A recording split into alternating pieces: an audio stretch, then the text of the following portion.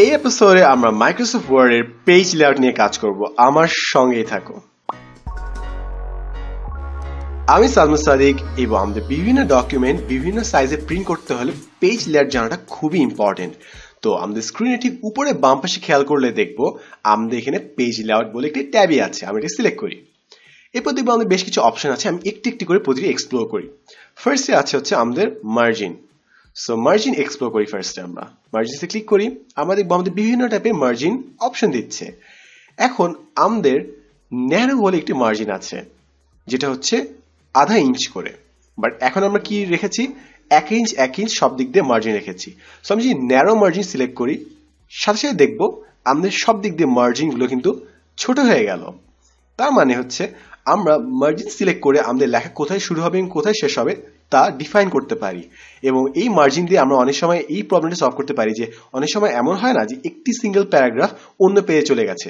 So আমরা just margin একটু ছোট নিলে কিন্তু পুরো প্যারাগ্রাফটা অন্য পেজের মধ্যে এঁটে যাবে। সো এই অনুযায়ী আমরা আমাদের মার্জিন সেট করতে পারি। আমরা চাইলে ওয়াইড মার্জিনও ইউজ করতে পারি, অনেক বড় মার্জিন কিংবা অনেক ছোট মার্জিন আমরা ইউজ করতে পারি, যার যেটা লাগে। এটা কোনো ফিক্সড রুল নেই কিন্তু। এখন ফর এক্সাম্পলে যাই, আমি মার্জিনসে গেলাম, কাস্টম মার্জিনসে যাই। আমাদের মার্জিনগুলো কিন্তু এডিট করার বেশ কিছু অপশন আছে। যে আমরা সব দিক দিয়ে না করে আমরা খালি উপরের মার্জিনটা একটু বেশি রাখতে চাই, সো আমরা উপরের মার্জিনটার নাম্বার বাড়িয়ে দিব। এবং সাথে সাথে দেখবো যে আমাদের নিচে প্রিভিউ আছে, প্রিভিউতে দেখা যাচ্ছে উপরে জায়গাটা ফাঁকা থাকতে কেমন লাগবে। সিম্পল না?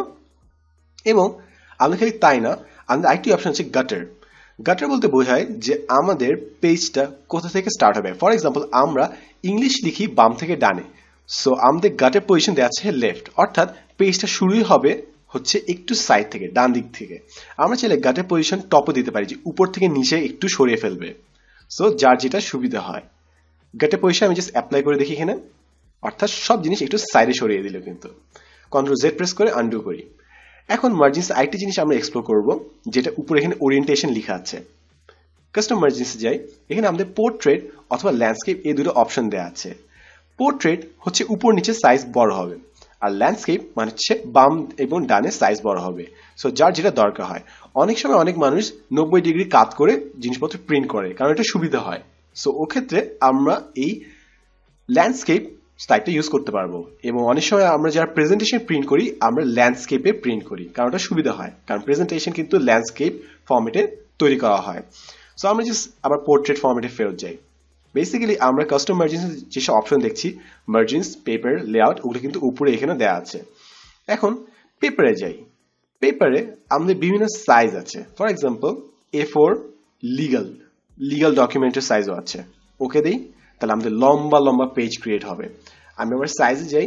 আমাদের বিভিন্ন ধরনের সাইজের অপশন দেওয়া আছে। সো আমাদের যেই প্রয়োজনে লাগবে ডকুমেন্টটা, ওই প্রয়োজন অনুযায়ী আমরা দিয়ে দিব।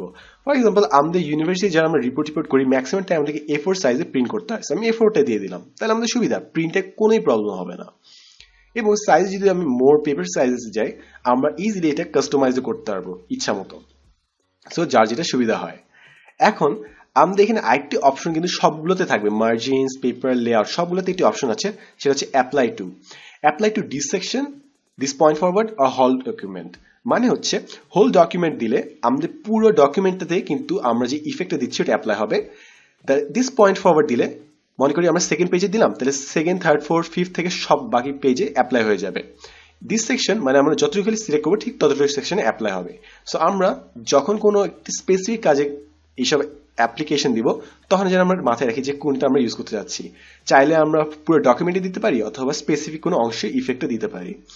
এরপর হচ্ছে লেআউট আমাদের জাস্ট বলে দিবে যে কি টাইপের লেআউট, অর্থাৎ আমাদের হেডার ফুটার কতটুকু হবে কিংবা অ্যালাইনমেন্ট কেমন হবে তা বলে দিচ্ছে, কিংবা সেকশন কোথা থেকে স্টার্ট হবে। অর্থাৎ আমাদের যে একটি পেজের পর আরেকটি পেজে যাওয়ার মাঝখানে যে ভাঙা জায়গাটা থাকে, ফাঁকা জায়গা, ওটা কখন স্টার্ট হবে। সো এই জিনিসটা আমরা আরেকটু ভাবে এক্সপ্লোর করবো। ওকে দিয়ে রাখি। ফর এক্সাম্পল আমাদের ওই সেম অপশনটা এখানে আমরা ব্রেকসে পাবো। ব্রেক মানে হচ্ছে দুটি পেজের মাঝখানে যে ফাঁকা জায়গাটা থাকে। ফর এক্সাম্পল মনে করি আমি এই সেকেন্ড 10 মিনিট স্কুল প্রোভাইডস এই জিনিসটা আমি পরের পেজ থেকে স্টার্ট করতে যাচ্ছি, তো মাঝখানে ফাঁকা দিয়ে যাচ্ছি। তো মাঝখানে আমি ক্লিক করবো, ইনসার্ট, পেজ ব্রেক, বুম, আমাদের পরের পেজ থেকে স্টার্ট হচ্ছে জিনিসটা। কন্ট্রোল জেড প্রেস করি, আবার আগে যাই ফেরত যাই। সো পেজ ব্রেক হচ্ছে বেসিক্যালি এই মাঝখানে ফাঁকা জায়গাটি। এবং পেজ লেআউটে যে আমরা পেজ ব্রেক বিভিন্নভাবে দিতে পারি, যে কলাম অনুযায়ী হবে নাকি টেক্সট র্যাপ অনুযায়ী হবে। অনেক সময় নেক্সট পেজ সেকশন স্টার্ট হবে অথবা কন্টিনিউয়াসলি স্টার্ট হতে পারে।